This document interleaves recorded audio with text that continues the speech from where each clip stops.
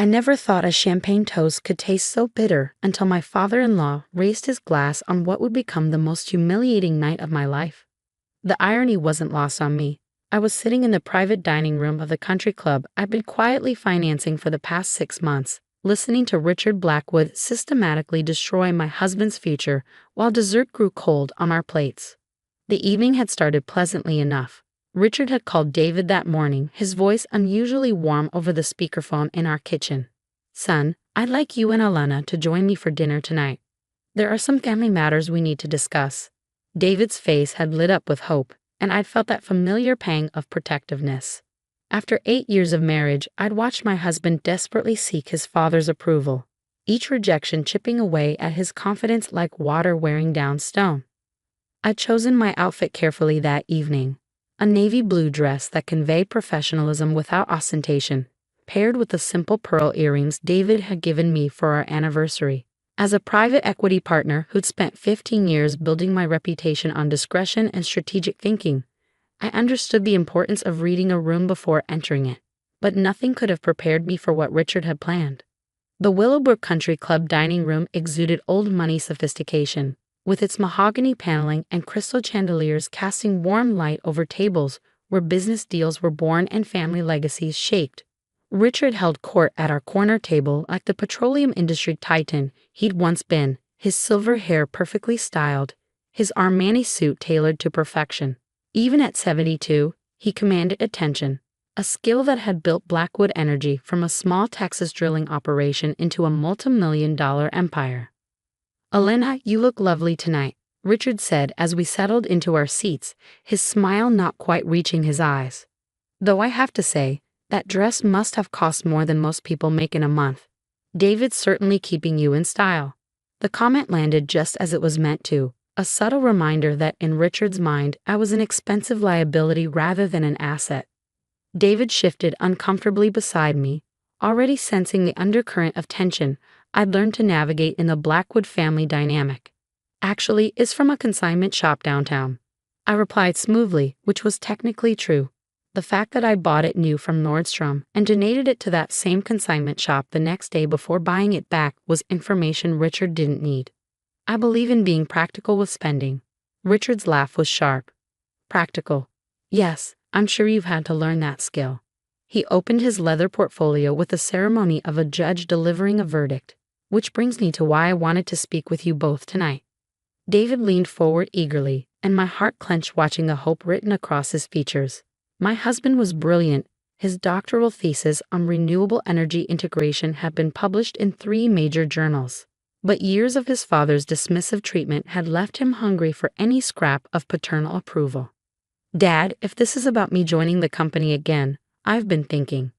"This isn't about the company, son," Richard said, his voice carrying the authority of someone accustomed to being obeyed without question. "This is about the family legacy and my growing concerns about your priorities." The way he said priorities while glancing at me made my skin crawl. But I maintained my composed expression.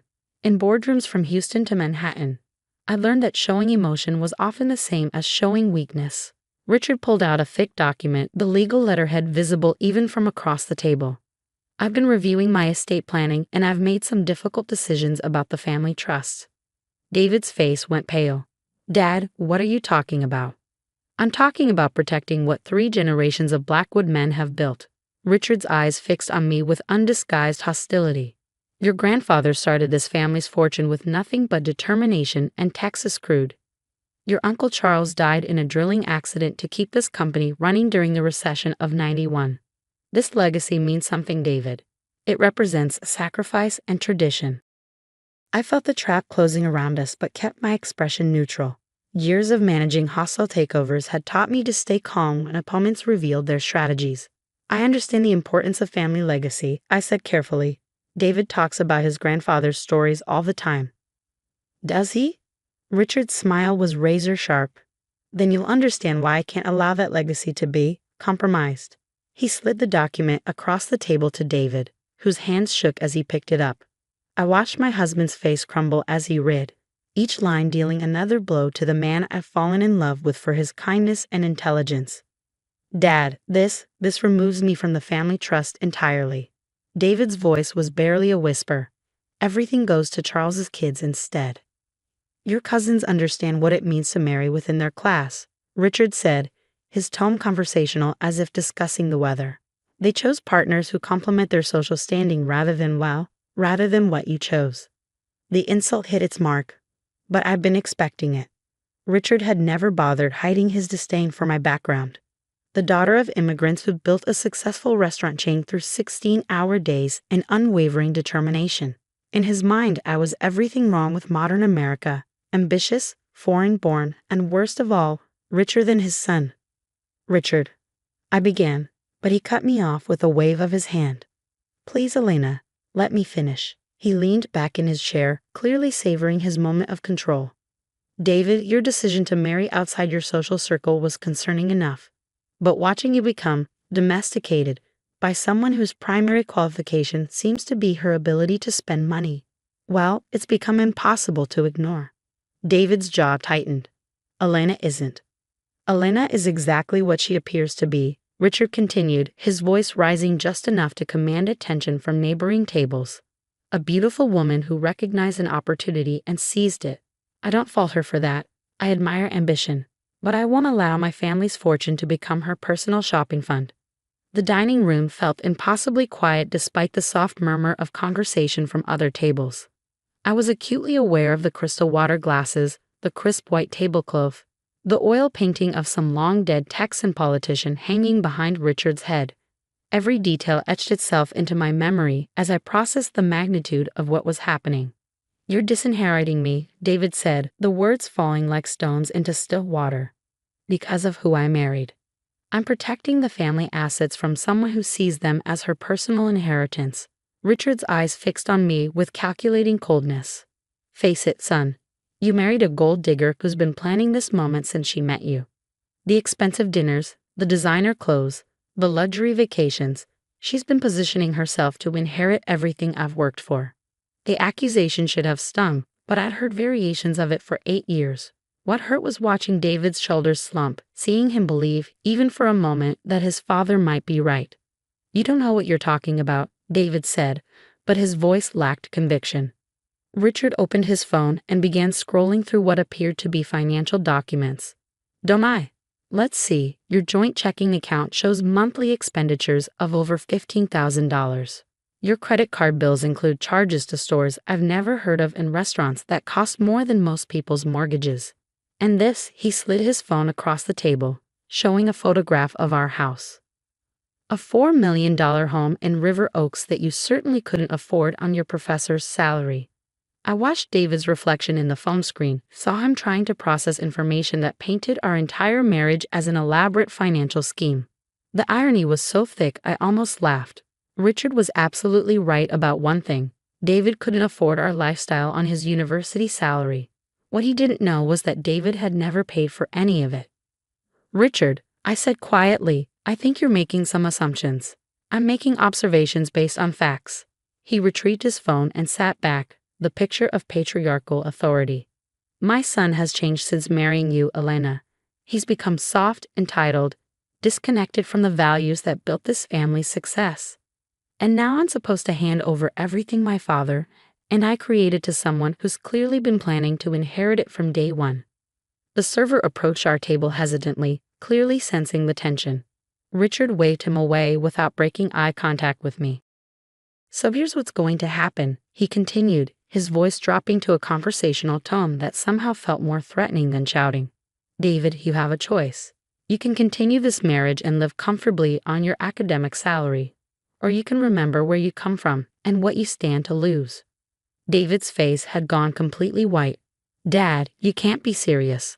I'm dead serious. Richard folded the estate documents and returned them to his portfolio. Your wife has had 8 years to prove me wrong about her motivations. Instead, she's proven me right at every turn. The expensive tastes, the social climbing, the way she's isolated you from family traditions. It's textbook gold-digging behavior. I felt something cold and sharp crystallize in my chest. Not anger. I'd moved beyond anger years ago when Richard first made it clear I wasn't welcome in his family. This was something more calculating, more precise.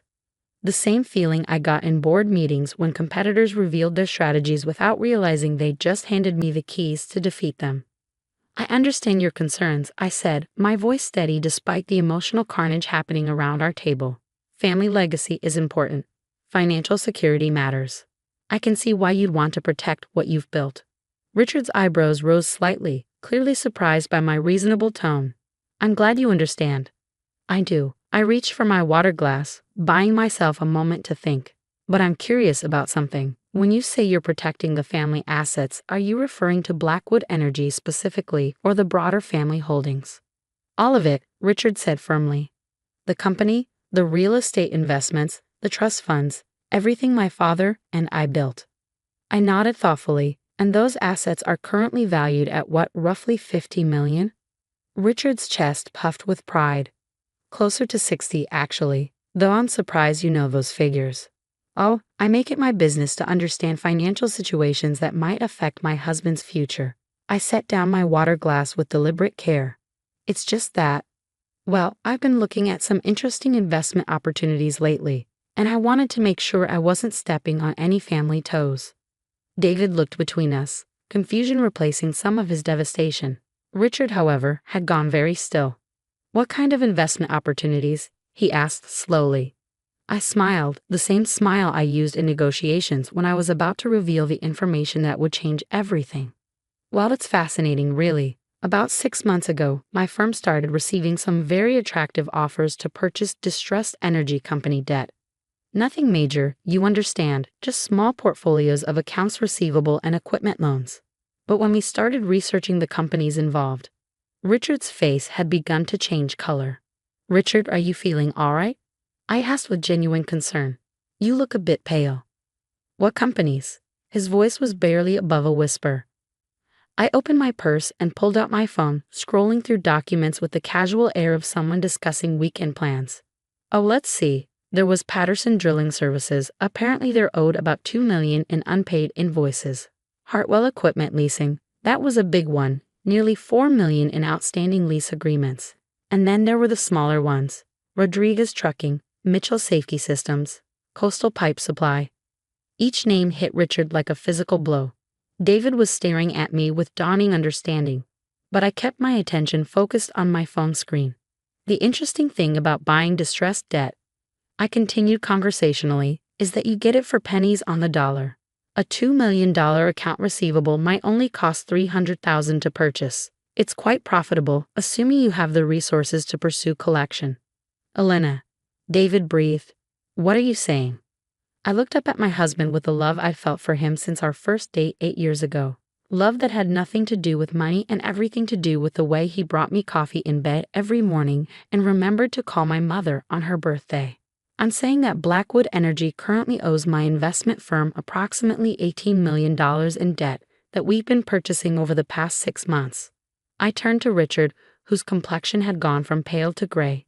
I'm also saying that your company has been systematically defaulting on payments to vendors while using those funds to maintain the appearance of profitability. The silence that followed was deafening. Other diners continued their conversations, unaware they were witnessing the collapse of a family empire at table 12. That's impossible, Richard whispered. You can't. You wouldn't have access to that information. Richard, I've been managing private equity investments for 15 years. Did you really think I wouldn't research my husband's family business? I pulled up another document on my phone. Your company's credit rating has been declining for 3 years. You've been shuffling payments between accounts to avoid bankruptcy, using new vendor credit to pay old vendor debts. It's a classic shell game. David was staring at his father with a mixture of shock and horror. Dad, is this true? Richard's composure finally cracked. The energy sector has been challenging. The energy sector has been challenging for everyone. I interrupted gently, but most companies don't respond by systematically defrauding their suppliers while maintaining expensive country club memberships and luxury car payments. I scrolled to another screen, showing Richard financial documents that made his face go completely white. Your personal expenses over the past year total nearly $2 million. That's remarkable for someone whose company is supposedly struggling to pay its bills. How do you have access to this information? Richard's voice was barely controlled. Because 3 months ago, when it became clear that Blackwood Energy was never going to voluntarily pay its debts, my firm initiated legal proceedings to collect. I set my phone on the table between us. These are the asset seizure orders that will be served tomorrow morning. David reached for my phone with shaking hands, scrolling through legal documents that painted a picture of financial fraud spanning several years. Richard sat frozen. The man who'd been so confident in his family's superiority, now faced with the reality of his own systematic deception.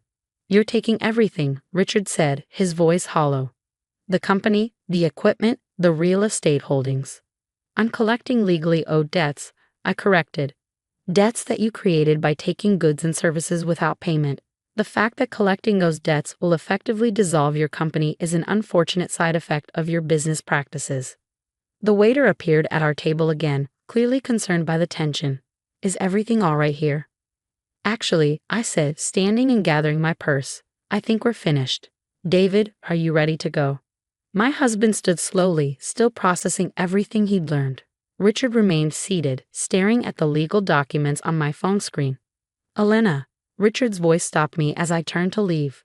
"What do you want?" I looked back at him. This man who'd spent 8 years treating me like an opportunistic interloper, who'd just attempted to destroy his own son's future out of spite and prejudice. "I want you to understand something, Richard. Every expensive dinner you criticize, I paid for it.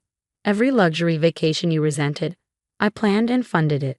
Our house, our cars, David's ability to pursue his research without worrying about money, all of it came from my income, not your family fortune." Richard's mouth opened and closed without sound.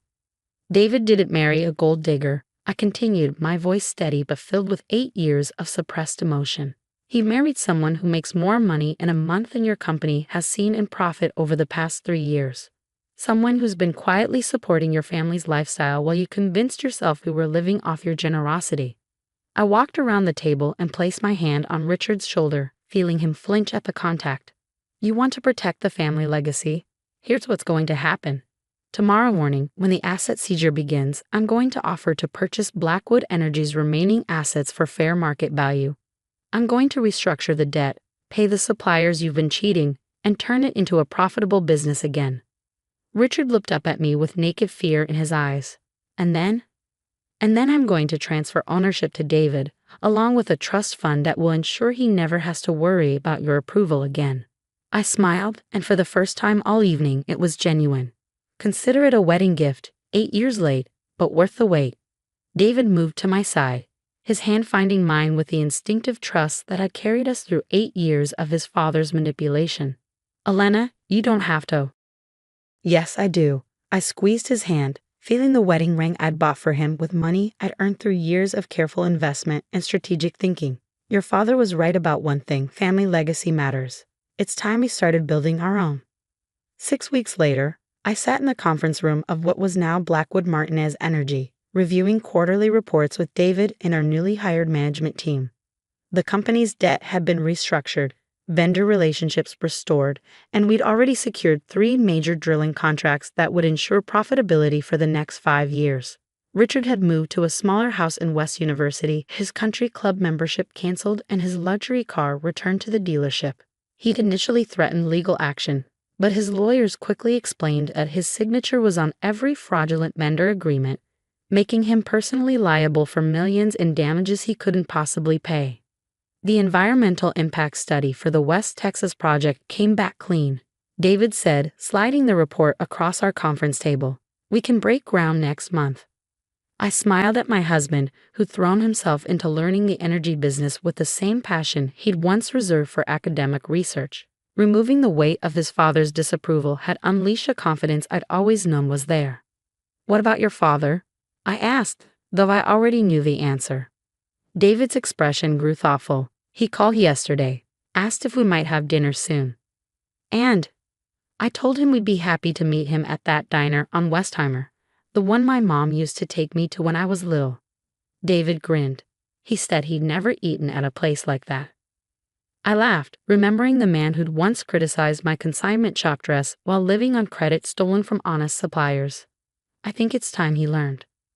Through the conference room window, I could see downtown Houston's skyline, a testament to the kind of ambition and hard work that had built my own success. Richard had been wrong about nearly everything, but he'd been right about one thing: legacy mattered. The difference was that real legacy wasn't inherited, it was earned, one decision at a time.